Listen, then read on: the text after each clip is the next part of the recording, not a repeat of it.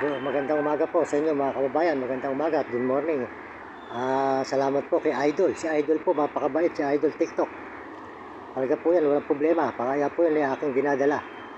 Kaya po ako ay nakasuporta po sa kanya mga kababayan, si Idol TikTok.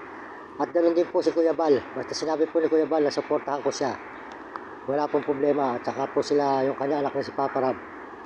Saka po si Kuya Julay, sinabong bihero at na vlog. Pinaalam po sa inyo kung kayo ay sang-ayon sa akin na ina-idol ko lang kayo. Hindi ko hinahangad na tumaas ang views ko o subscriber na gagamitin ko kayo. Hindi. Ayan, kamukha ni Idol TikTok. Wala siyang iniisip na masama sa kanyang kapwa brother.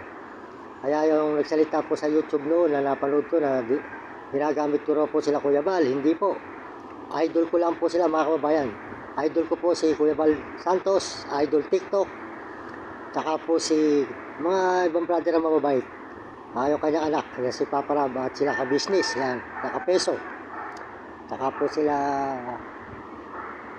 Bombihero at Eda Vlog at tsaka po sila Kabili, yan, tsaka po si yan mga kababayan, yun. Basta po sinabi na po nila Kuya Bal na walang problema at pinaalam ko sa kanila, sila lang po ay ina-idol ko. Maraming salamat po sa inyo. Kung gusto po nyo na kayo po ay aking dadalhin sa aking pagbablog na ito, kasi po yung nanay ko mga kababayan sa buong mundo, at ayoko rin pong malungkot yung aking mga nanonood sa aking channel. Ayoko rin po sila malungkot. Kaya sabi po ng nanay ko, huwag mo nang lubayan kasi 1 taon at kalahati na po ako nagbablog mga kababayan. Kaya po para huwag malungkot ang mga nanonood sa akin channel at mga views at mga follower at viewer, tutuloy po natin mga kababayan. Kahit po medyo sumasakit ang paa natin, tuloy-tuloy po tayo. Kaya po tayo bukas siguro po lalakad tayo para makapagbigay ng mga maraming tinapay. At nandito po ako sa tulay ng bahay pare at ako po yung nanghingi.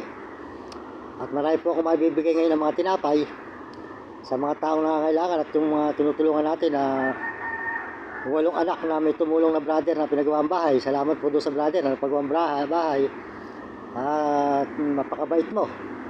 Tinulungan po na may brother pong tumulong doon sa tinutulungan kong 8 magkakapatid. Kaya nakausap ko po yung nanay, ako po yung nagdano isang araw.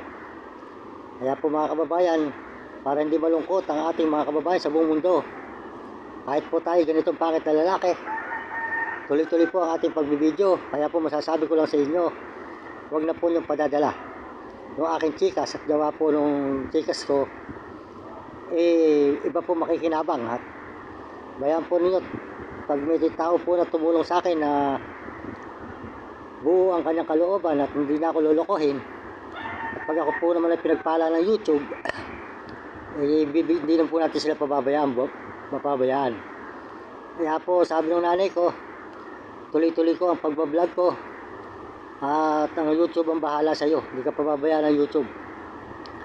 At mababa man po ang aking mga views, pasalamat tayo at meron din po nanonood. Ayun po mga kababayan, kaya tuloy-tuloy po tayo para hindi po kayo malungkot. Lahat po na sumusuporta sa akin, susundin ko po ang aking nanay. At sakali po may tao na tumulong sa akin na mabait na hindi ako lolokohin, kaya po masasabi ko sa inyo, huwag na niyong padadala ng aking chikas. Kasi po, iba po nakikinabang. Basta tawagan na lang po niyo ako sa number ko, 0961349976. Ako po inyong makakausap para po kung may gustong tumulong sa akin, para po matatanggap ko ay pagkakaloob yung tulong. Salamat din po sa YouTube at sila po ang bahala sa akin. Kung ako po ay pagpapalain ng YouTube, maraming salamat din po sa YouTube. Kung ako po ay bibigyan niya ng pag-asa na makatulong sa mga kapwa ko mga mahihirap.